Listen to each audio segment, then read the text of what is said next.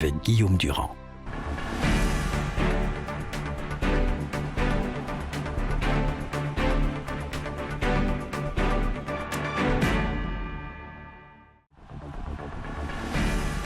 L'invité politique sur Radio Classique et Public Sénat. Voilà, avec Gilles, nous sommes ravis de vous recevoir pour parler justement de la recherche, de l'enseignement supérieur, mais également de cette grève qui a lieu demain dans les primaires et les maternelles, et même Libération, qui est plutôt un journal favorable aux enseignants, titre ce matin sur la grève en gros inexplicable. Est-ce que vous partagez ce point de vue ? Moi, je suis favorable au point de vue de l'enfant. On ne peut pas être... c'est d'ailleurs la thèse mise en avant par Libération. On ne peut pas être à contre-courant de tout ce qui se fait ailleurs et on ne peut pas contredire tout ce que disent les experts et tout ce que constatent les parents. Les enfants ont un seuil d'attention qu'il ne faut pas dépasser. Nous sommes le pays en Europe et au monde, je crois, où on a le plus d'heures par jour, plus d'heures d'enseignement par jour, et on a le plus petit nombre de jours d'école. Donc il faut y aller progressivement, il faut expliquer, il faut accompagner, mais je crois qu'il ne faut jamais perdre de vue l'intérêt de l'enfant. Mais ici même, Luc Ferry, avant que Gilles n'intervienne, qui a été ministre de l'Éducation, donc qui a eu des responsabilités dans ce domaine comme vous, disait c'est quand même une grève corporatiste, ils sont marginalisés par rapport à tous les autres secteurs de la société qui ne comprennent pas cette grève. Comment pouvez-vous expliquer ce matin que ces profs persistent, au fond, contre l'avis général de la société française ? Moi, je ne les stigmatiserai pas parce que c'est une profession difficile. Ils ont eu affaire à beaucoup de changements. D'ailleurs, on est passé de 4 jours et demi à 4 jours sous Luc Châtel sans même que les enseignants ne l'aient demandé. Donc, je comprends qu'ils soient perturbés par des changements successifs. Alors même que... d'une certaine manière, vous-même venez de dire que c'était pas très raisonnable, que c'était contre les intérêts des enfants. Non, je pense qu'il faut les convaincre. Et moi, je suis complètement solidaire de Vincent Peillon, qui tient bon parce que il sait que c'est au bénéfice des enfants. Voilà, après, ça demande une réorganisation des collectivités. C'est plus difficile dans les secteurs ruraux que dans les secteurs urbains. Donc, le gouvernement a proposé de le faire sur 2 ans, sur 2 rentrées scolaires. Il y a un accompagnement non négligeable de plus de 200 millions d'euros des collectivités, 250 millions d'euros. Voilà, je pense qu'il faut en même temps convaincre, accompagner, mais tenir bon parce que c'est l'intérêt de l'enfant qui est en jeu. Gilles Leclerc. Alors, on va parler de votre secteur. François Hollande s'était engagé à remplacer ce qu'on appelle la loi LRU, Liberté et Responsabilité des Universités, par un nouveau texte. On en est où ? Je crois que c'est pour le mois de mars. Ça va changer vraiment quoi ? Alors, le texte va être proposé au Conseil d'État d'ici une semaine. Le but, c'est pas de faire des révolutions ou de bousculer ou de changer. Le but, c'est d'être efficace et de répondre aux besoins de notre société. On a besoin d'avoir davantage de jeunes qualifiés. Nous sommes en dessous des moyennes européennes. Donc nous devons qualifier davantage les jeunes. Nous devons mieux les orienter parce que leurs parcours en premier cycle à l'université sont trop erratiques. Et nous devons démocratiser l'accès à l'enseignement supérieur parce que l'ascenseur social est en panne et nous reculons en matière de démocratisation de l'accès à l'enseignement supérieur. Nous devons aussi simplifier, j'ai eu l'occasion de le dire. Si on compte simplement les masters et les licences habilitées...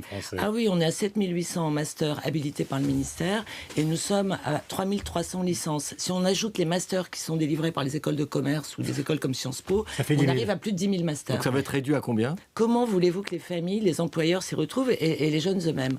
Eh bien, nous allons déjà enlever 5800 spécialités pour les masters, puisque... c'est colossal. Sans appauvrir les formations. Oui, mais simplement, ça donnera de la lisibilité. Ensuite, sur les mentions, qui sont, donc vous faites 7800 moins 5800, il en reste quand même 2000, pardon. Nous allons les diviser par 10. C'est le but en 2 ans, avec une nomenclature qui sera faite avec les enseignants eux-mêmes, par leur représentation, l'ensemble des acteurs, les étudiants, le CNESER, mais nous allons les simplifier pour que ce soit clair. On n'a pas besoin de savoir qu'on fait une licence de biologie végétale des plantes vivaces. Une licence de biologie, ça suffit. Après, pour les masters, on peut préciser. Mais justement, on revenait à l'analyse que nous pouvons faire ensemble ce matin, Geneviève Fioraso, du monde enseignant et la façon dont il fonctionne. Tout le monde se souvient des phrases d'Allègre, etc.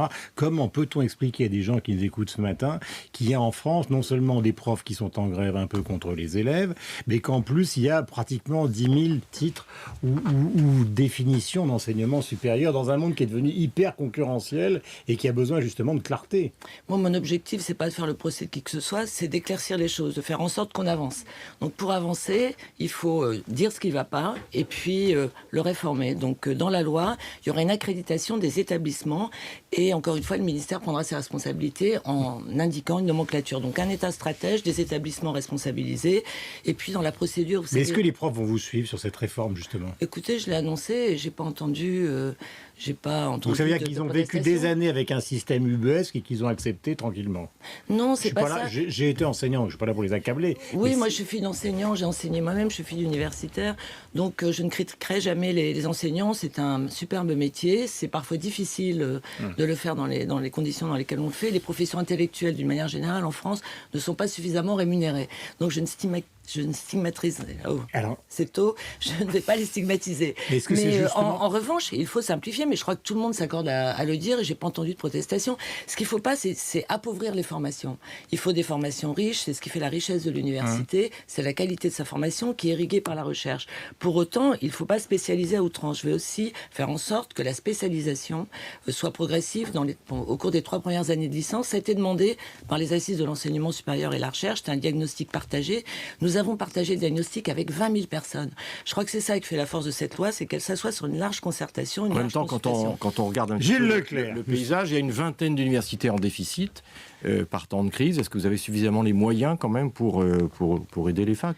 Il y a une douzaine d'universités qui sont en déficit, pour autant tous les salaires sont payés et elles ont encore un fonds de roulement. Donc nous les accompagnons là aussi. Quand vous dites que vous les accompagnez, ça veut dire qu'elles ont un peu moins d'autonomie qu'avant, ou comment ça se passe? Elles n'avaient pas d'autonomie. Quand on n'a pas l'autonomie financière, quand on a des comptes dans le rouge, on ne peut pas dire qu'on ait de l'autonomie. Et d'ailleurs, 14 d'entre elles s'étaient tournées vers le gouvernement il y a 2 mois pour demander au gouvernement de reprendre la masse salariale et de reprendre la gestion des universités.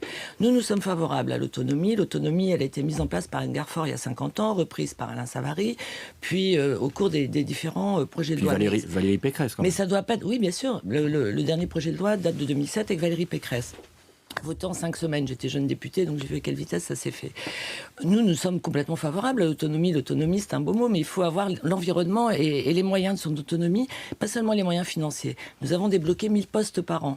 Je suis le seul ministère, avec celui de Vincent Peillon, à bénéficier d'une attribution de postes pendant tout le quinquennat. 1000 postes par an, le président de la République l'a répété l'autre jour au Collège de France. Nous avons aussi bénéficié d'une hausse de 2,2% du budget, ce qui est quand même assez exceptionnel, surtout quand je regarde mes collègues européens. Voilà, donc nous avons les moyens, compte tenu du contexte, des moyens qui sont des moyens tout de même très favorables. Maintenant, la situation est dégradée, non pas dans 20, mais dans une douzaine d'universités que nous accompagnons. Accompagner, ça veut dire quoi? Ça veut dire que la dotation des postes, on l'a faite en tenant compte des disparités entre les sites, parce qu'il y a aussi des universités qui ne vont pas mal. Donc il s'agit de mutualiser des services, c'est pour ça que nous proposons des regroupements, nous incitons au regroupement dans le projet de loi. Il s'agit d'avoir une comptabilité analytique. Aujourd'hui, seuls 10% des universités ont une comptabilité analytique. Avec une assiette qui change à peu près annuellement, comment voulez-vous qu'elles aient les moyens et les outils pour regarder au plus près leur gestion? Donc quand je dis qu'on les accompagne, on ne les met pas sous tutelle du rectorat, parce que justement, on croit en l'autonomie. On a dépêché des inspecteurs qui travaillent avec les équipes. Il y a eu un transfert de la masse salariale qui a multiplié par 10 à peu près le budget géré par les universités, en moyenne, sans aucun accompagnement. Vous imaginez une entreprise, un établissement public qui change les règles sans former les personnes qui sont en situation de direction, de management. C'était aberrant. Je voudrais que Gilles termine sur l'affaire, ou plutôt la bataille à l'Assemblée sur le mariage pour tous, qui va se terminer demain. Mais moi, j'ai une question quasi symbolique concernant le monde enseignant. Quand on lit des romans, des romanciers américains à succès, type J. McInerney, tout se passe à Harvard, Harry Potter dans les écoles anglaises. Et quand on interroge beaucoup de familles, disons, où les enfants font de très bonnes études, au fond, leur rêve, c'est les États-Unis, l'Angleterre, etc. On a l'impression que, contrairement aux années 70, où l'université française, avec les grands profs, type Roland Barthes, etc., était une université majestueuse. Et aujourd'hui, on a l'impression que non seulement c'est plus du tout un monde glamour, mais c'est plus du tout un monde qui donne envie. On n'imagine pas un grand roman qui se passerait à Censier, à Jussieu.